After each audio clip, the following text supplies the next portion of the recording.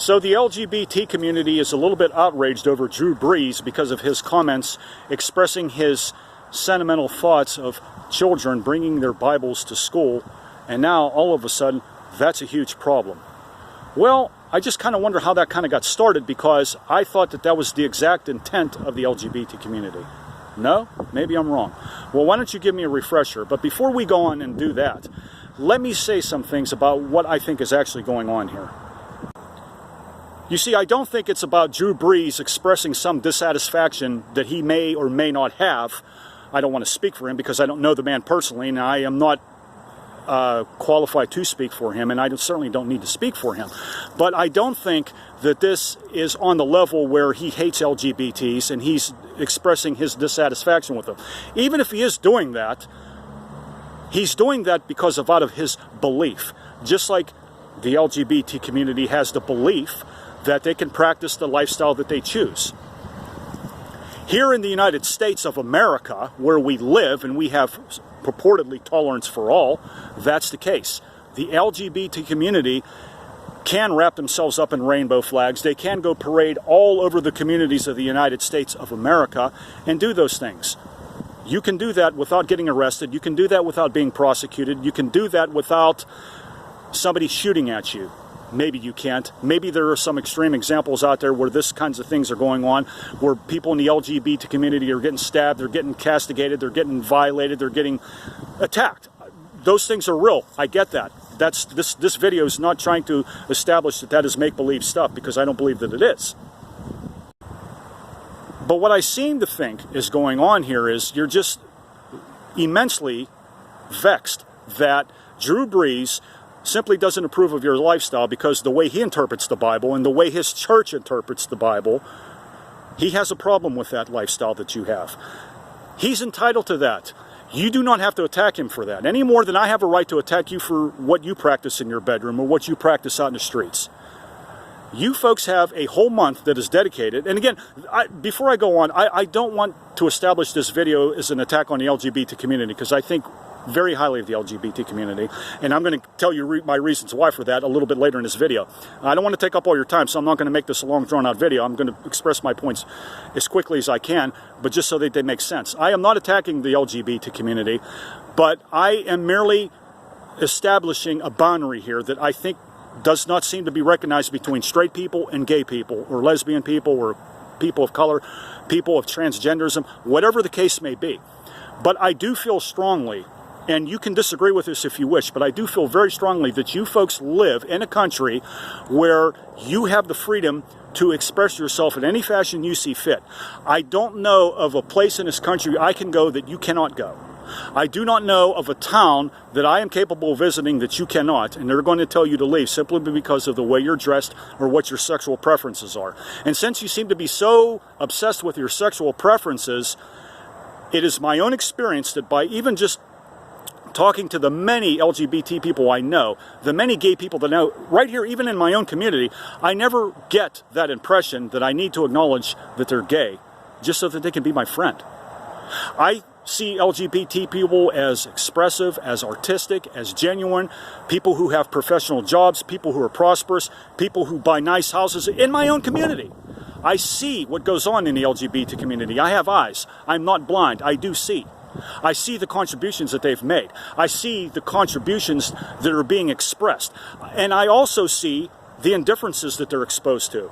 We can have civil discussions about it, and we can talk about it, and that's what I'm trying to do a little bit in this video. I'm trying to lay in some groundwork here, because I think it's important. I don't think it's superficial to say, yeah, you know, you're one way and I'm another, and that's it, and we're going to leave it like that, because that's obviously not working. There are problems in this country. We need to address them. But why do I have to address them? Let me explain. Why do I have to mention, I'll give an example here of what I think is missing from the LGBT community, because they seem to want to castigate people who are white, who are Christian, and who are heterosexual. Here's the thing. Here's something maybe you could reflect on a little bit for me, because I don't see a lot of this going on in the public or in the communities or on the social platforms like this platform.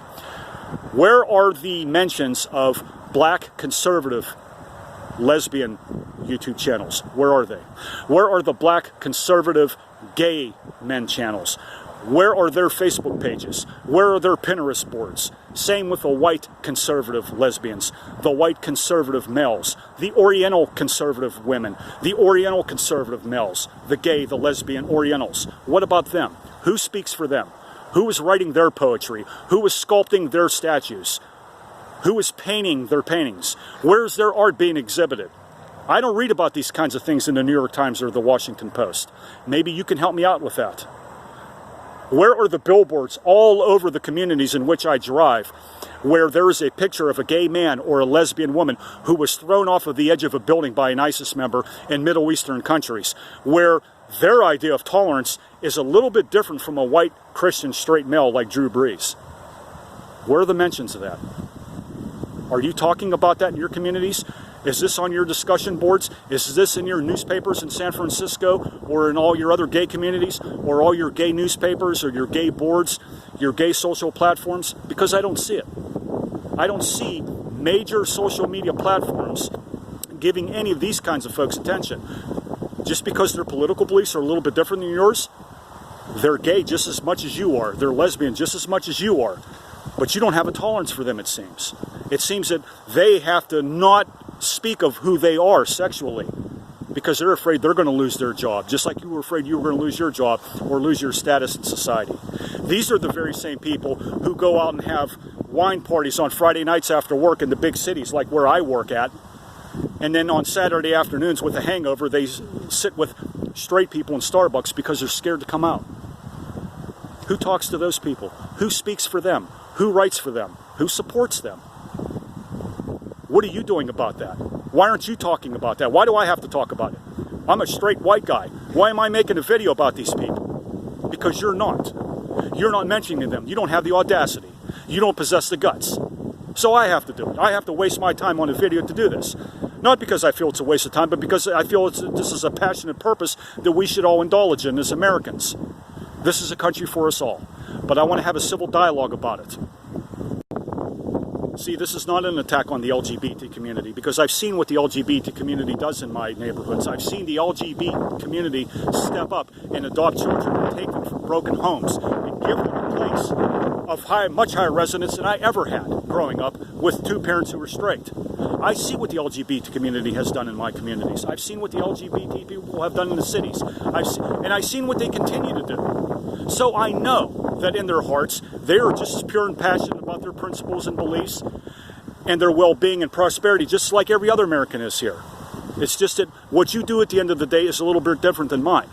But because of that, primarily because of that, you cannot go into my church and demand that I change the laws just for you, just so that you can feel comfortable. Because, believe it or not, you live here in this country where you can just invent and do and create your own church. If you don't like my church and you don't like the churches that you're want to get into and they're not letting you in, guess what you can do? You can create your own church. You can establish a rainbow coalition. You can establish icons and pictures of Jesus Christ wrapped in rainbow colors, and you can have the rainbow flags in your church, and you can preach and practice and interpret the Bible in whatever manner you wish, because basically that's all the Bible is anyway. I'm not going to make this video about the Bible, but it's all based on hermeneutics. And you know what hermeneutics is, right? It's that big fancy word that's used among religious Bible scholars that simply says, we interpret the Bible according to man, not according to God. Because just 300 years ago, just 200 years ago, we interpreted the Bible to keep black people in chains and lock them up like animals in barns. But now we've changed our views on those kinds of things. We're already doing it now. There are already biblical scholars out there who are saying that it's okay to be gay. I'm not in a position to argue with them. I don't want to argue with them. You can establish those rules as you want. You're free to do that. You live in a country where you can do that. But I ask you, I submit to you, and I highly suggest to you, I implore you, go to a Muslim nation or maybe even a Hindu nation or some very conservative nation where they're very passionate about their beliefs and see how much tolerance you actually get. I guarantee you that what's going on in this country isn't so bad as what's going on in those other countries. Why don't you create better billboards? Why don't you create better Facebook pages so people can like? Why don't you create a better YouTube platform for all those people who can't speak for themselves because they're ashamed to, because they're scared they're going to lose their jobs, just like you? Why don't you talk to those people first? In other words, what I'm saying to you is, clean up your own backyard before you start pointing the finger at Drew Breese and other people who may not be so comfortable of what maybe it is to be gay or what it is to be transgender. Maybe you should clean up your own backyard just a little bit. And then we can sit down, we can be Americans, we can be brothers, we can be sisters, and we can have a civil dialogue about this. Okay? It can work. It can happen. We can make it happen. But you have no right, any more than I have a right to tell you that you shouldn't practice and be who you are, but you have no right to come to me and demand that you can get married in my church, and demand that I change and bend the laws for you, and demand that I acknowledge that you can modify biology by any means you wish, that you can just completely scrap science in favor of your own ideology. That's not how it works. The universe isn't constructed that way. It just doesn't work. But what does work is having a civil dialogue, having a civil discourse, and at the end of the day, if we don't agree with each other, we don't have to put each other in concentration camps. We don't have to have riots. We don't have to have pride parades. We don't have to have straight parades. We can live side by side just like we do, and we can prosper and be Americans. That to me sounds a heck of a lot better than pointing each other's finger at each other and saying, you know what, this isn't working. Because you know what, guess it does. It does.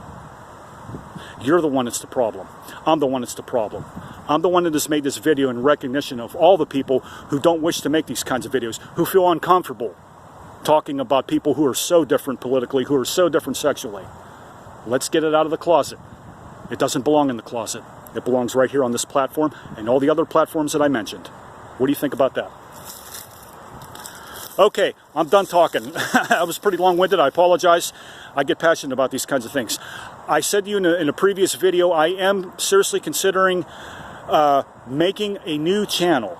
I was seriously contemplating just not scrapping this channel, but just making another one with a new name and a new face and talking about all kinds of different things. But I've decided right now, I think I'm just going to make a new series. So bear in mind that there's one in the making.